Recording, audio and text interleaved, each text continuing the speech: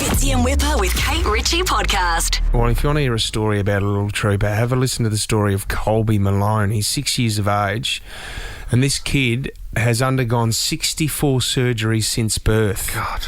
Now, this is due to an acquired brain injury, cerebral palsy, non-cystic fibrosis. He's got chronic lung disease, and there's a few other conditions as well. Yeah. Oh, my gosh. I can't. There's a lot going on. We're looking at photos of him here. Short little life. Oh, the scars that he has on his head, his stomach, and you know what? He loves his footy. He loves the Sydney Swans. He loves the Cronulla Sharks. He's got a beautiful family, but his mum Helen now is a full-time carer. You just want to talk to the family and say that we've got your back. Can we give Helen a call? Can we get her involved? Helen. Hi, how's it going? Hey. Hello. And is that little Colby? Wait. Hey, how are you, buddy? Hi, Colby. Look at I'm him. Kate. Kate used to be on Home and Away. And believe it or not, Colby, can you get your head around this? Fitzy used to play for the Sydney Swans. But I wasn't a very good player, Colby. Who's your favourite player for the Sydney Swans? Chad. Chatty Warner. Yeah. Really? He's a gun, isn't he? He is such a hard nut. He's a that weapon. kid. I tell you what, you know who else is a hard nut, Colby, is yourself. Mum, Helen, what an unbelievable story. I mean, the past 6 years for you, obviously, the joy of having this little man in your life, but it must be hard, Helen. How hard has it been for the family over the past 6 years?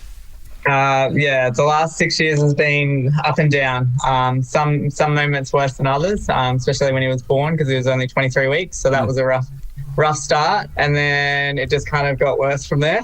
So Helen, listening to the challenge, reading about the challenges that Colby has, and the operation that he had on his brain early, was that where a mistake was made and damage was done?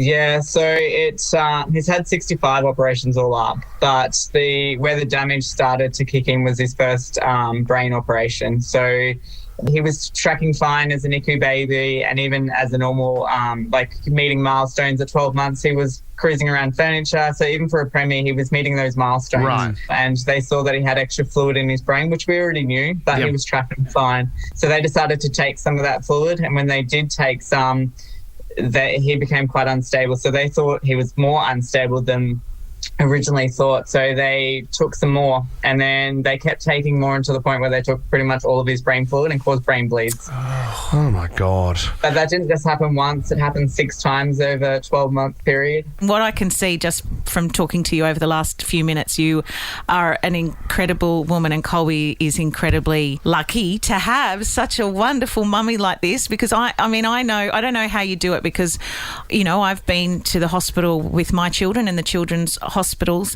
but for only very minor things, and I have to say I walk out of there feeling so incredibly grateful. I don't know how you continue to back it up, you know, because it's not an easy place to be.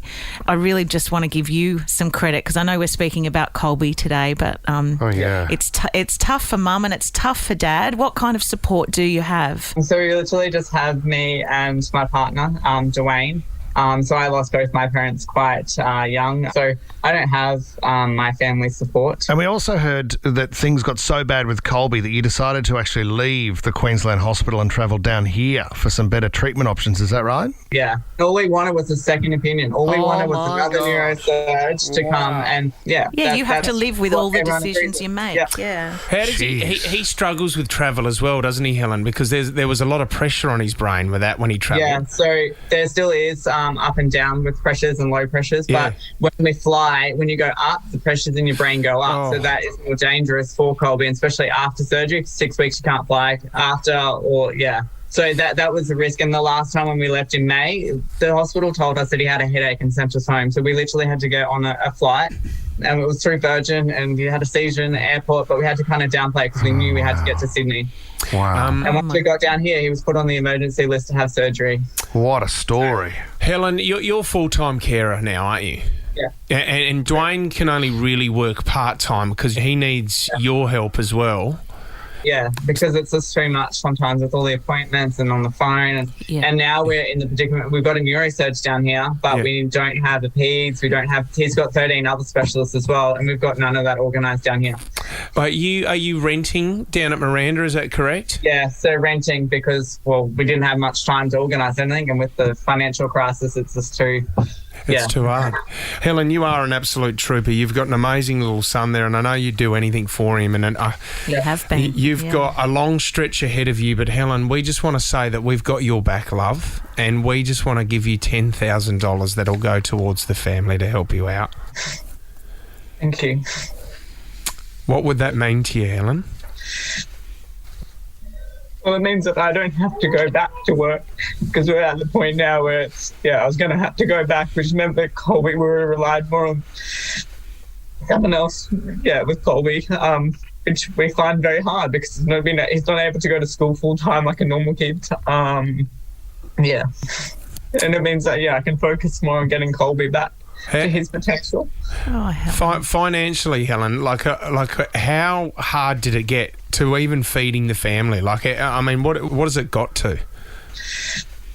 When we're out staying at Ronald McDonald, we've had times where we've had to pull back on everything because it gets hard. If it was just 1 month, that's fine, but we've been doing this 6 years, so each time it gets harder. Oh, it's so exhausting. So you can take a month off and use your sick leave or whatever, but when you've got no sick leave because it's ongoing all the time, it's really hard. You're an amazing woman. Superstar. You're an amazing woman. Can you please send our best to Dwayne as well? Because by the sounds of it, you guys are doing it by yourself at the moment, and you have a beautiful little boy there in Colby. Look at him. And that's why we keep doing it. And we're hoping and praying that you get some better news with Colby coming up in the next couple of years. And, you take him to the footy still. These are creating these memories with him that he'll remember forever, and you'll remember forever as well. Colby, who's your favourite Cronulla Sharks player? Nico Hines! Nico Hines! Well done. You are a little legend, buddy. Helen, you are an absolute trooper. You inspire a lot of mothers out there and parents as well, and I know it's only a minor amount, but $10,000, we've got your back, love. You keep doing what you're doing. You're an amazing woman. Thank you. Yeah, well done. Thanks, Helen. Sending all our love. Fitzy and Whipper with Kate Ritchie is a Nova podcast. For more great comedy shows like this, head to novapodcast.com.au.